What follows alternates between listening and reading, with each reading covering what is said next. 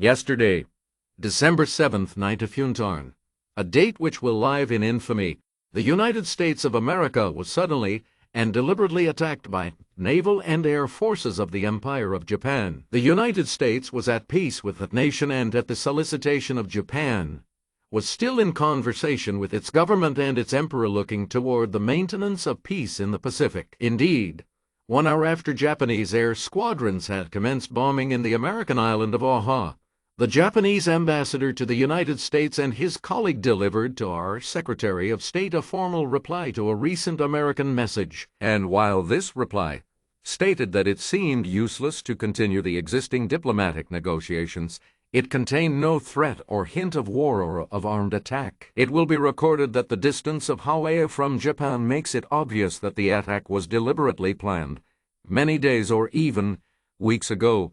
During the intervening time, the Japanese government has deliberately sought to deceive the United States by false statements and expressions of hope for continued peace. The attack yesterday on the Hawaiian Islands has caused severe damage to American naval and military forces.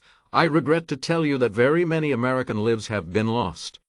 In addition, American ships have been reported torpedoed on the high seas between San Francisco and Honolulu. Yesterday, the Japanese government also launched an attack against Malaya. Last night, Japanese forces attacked Hong Kong. Last night, Japanese forces attacked Guam. Last night, Japanese forces attacked the Philippine Islands. Last night, the Japanese attacked Wake Island. And this morning, the Japanese attacked Midway Island. Japan has, therefore, undertaken a surprise offensive extending throughout the Pacific area. The facts of yesterday and today speak for themselves.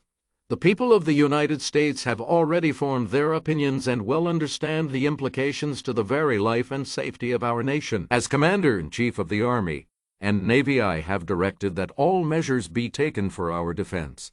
But always will our whole nation remember the character of the onslaught against us. No matter how long it may take us to overcome this premeditated invasion, the American people, in their righteous might, will win through to absolute victory. I believe that I interpret the will of the Congress and of the people when I assert that we will not only defend ourselves to the uttermost, but will make it very certain that this form of treachery shall never again endanger us. Hostilities exist. There is no blinking at the fact that our people, our territory, and our interests are in grave danger. With confidence in our armed forces, with the unbounding determination of our people, we will gain the inevitable triumph.